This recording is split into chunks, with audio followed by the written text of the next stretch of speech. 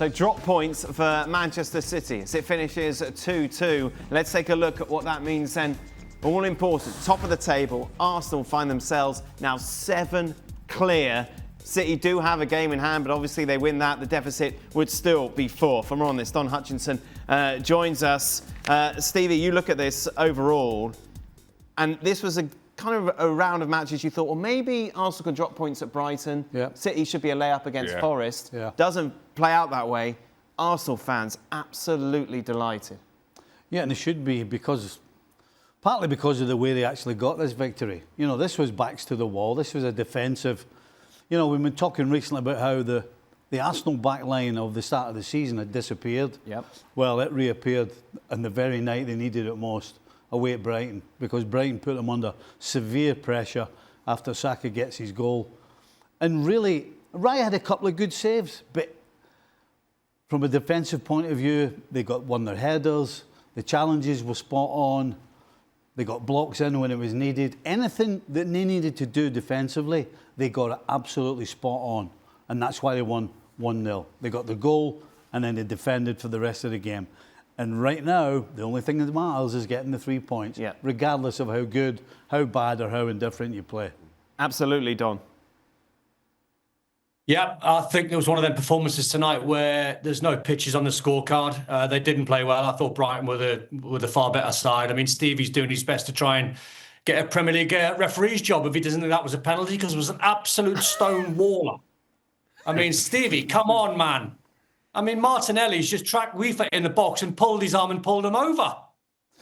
If we're going to start giving, if we're going to give a penalty for that sort of tussle in the box, we're going to see 10 penalties a game. So it's up to you, Don. You want 10 penalties a game?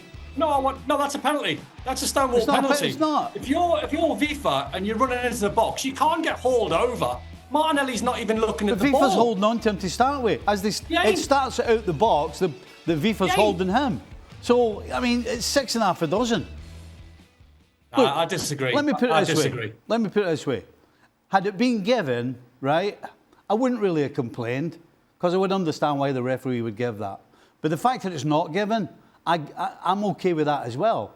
Because, as I said, there's 10 of them in a game now, every single game. Shaka, you get the deciding vote? If there's 10 of them in a game, then there should be 10 penalties in a game. Right. Weaver's trying to run around Martinelli. Martinelli's not even looking at the ball. I'm not seeing Weaver trying to hold on to Martinelli. I'm seeing a player trying to run around his opponent, and his opponent kind of not even looking at the ball, just looking at the man and holding on. It starts well outside the box, continues well inside. That's a penalty in my opinion. Keeping in mind, and listen, this has got nothing. So there's nothing from Weaver. Huh? You don't think there's anything from? He's looking at the ball, trying to run into space. There's nothing Weaver's doing. So let me ask this. Why is he holding Martinelli? Why would he hold Martinelli in that position? Well, because that's what they do. They all do. No, the ball is. They're all holding each other. Hold on. They're all pulling each other. Let me just make this point. The ball is wide left. He is on the far post, trying to run around Martinelli to find space. He gains absolutely nothing by holding on to Martinelli. So I don't see it. I just don't, because he gains nothing. He's trying to create separation. He's trying to get away from Martinelli. Holding on to Martinelli is the most boneheaded thing anybody could do in that. So why does a striker hold on to the defender at an attacking corner? Because it makes no sense if you're an attacker, because if you're holding on, the referee's going to give a foul against you. So it's the same logic. Why does this... I'm not following. I want to talk about City. What went wrong with them today, Stevie? To be honest with you, I don't think what they did was particularly wrong. I think Forest had a different attitude in the second half. The 2 goals that we saw them losing today, Manchester City, are the types of goals that they've lost all season. So it's not a surprise that they've lost the goals the way they have. I think it was Forest's attitude that changed in the second half. City get the 2 goals at home. If you're going for the title and you score twice at home, you can't let 2 in. Right. You can't. So I don't think it's a shock, particularly the way the goals came around, because Manchester City, as we've said, they have individuals who can win them games and score goals, but we know defensively they can be got at and they're not reliable. And that's that's again just a similar outcome and a similar defensive performance from City that we've seen all season. This, of course, wouldn't have happened 2 or 3 years ago, Dom. Traditionally, this is the time of year where City would go on that run. Is it personnel? Is that what's changed? Is that why this isn't a massive surprise today? It's still a massive surprise that Forest took a couple of points off them, yeah, especially when City were winning the game. And the big turning point in the game was when Haaland's pen got turned down by the referee, because if City score that, it's 3-1, it's game over. But I do agree with Stevie when you think City are not the finished article at the back. It's definitely in transition. They've got, you know, in Nunez at right back, they've got a midfielder playing it out of position when O'Reilly plays at left back. He's a midfield player playing out of position, playing at left back. So the signings that should have been made when you think Kyle Walker's moved on, you would have thought City and Pep would have identified a proper orthodox right back. I get why they're playing midfielders there, because his sort of thinking is, well, if we've got technical players at fullback, it's almost like having midfield players in that position. But defensively, it's risk and reward. When it works for them, the fullbacks can get up the pitch like O'Reilly did the other day and score a couple of goals, and they can look good.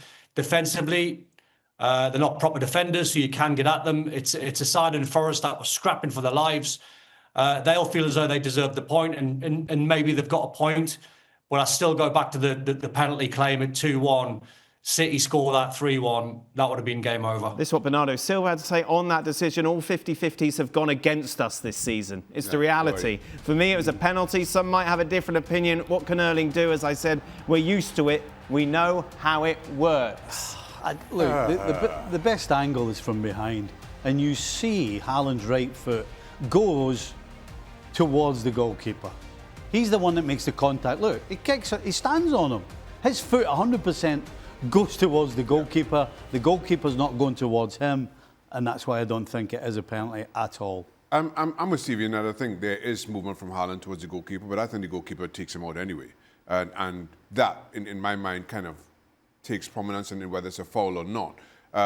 But that being said, it's not given, and the one thing I hate from hearing from teams such as Manchester City, given their successes, don't make this about something that it's not. You didn't get a call. Okay, how many times over the last 7 seasons you got some of those Never. calls? Bernardo Silva says the 50-50s all go against him. That's it for City. Okay, well. That's it. Clearly, Bernardo Silva, you and I... Gahey against Liverpool, forget that. Oh, no, forget that. Doesn't count. That's all right, that doesn't count. So that for me, just...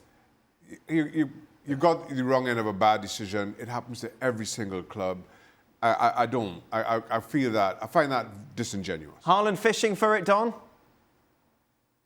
Yeah, a little bit, but I think he's fishing because he knows the goalkeeper's going to clatter him. But I think Shaq is right, and I think you can't moan over them. I mean, you think of, and you can rack your brains, I've just come off comms, so I'm absolutely shattered. But when you think of the decision, Rodri, what do you mean? You must be doing on a treadmill. Rodri handballed one at Everton at Goodison Park, which was the biggest stonewall penalty I've ever seen in my lifetime, and City got away with it. That springs to mind. So I think if you're Bernardo Silva, it's worth a little dig, because you come off the pitch and you feel as though you've put so much into the game and you're scrapping for your lives and you're trying to win a title, and it's worth a little dig at the officials. But when all said and done, they'll wake up tomorrow morning thinking, right, we shouldn't have shipped 2 goals, and that's what City are. So it's work to be done.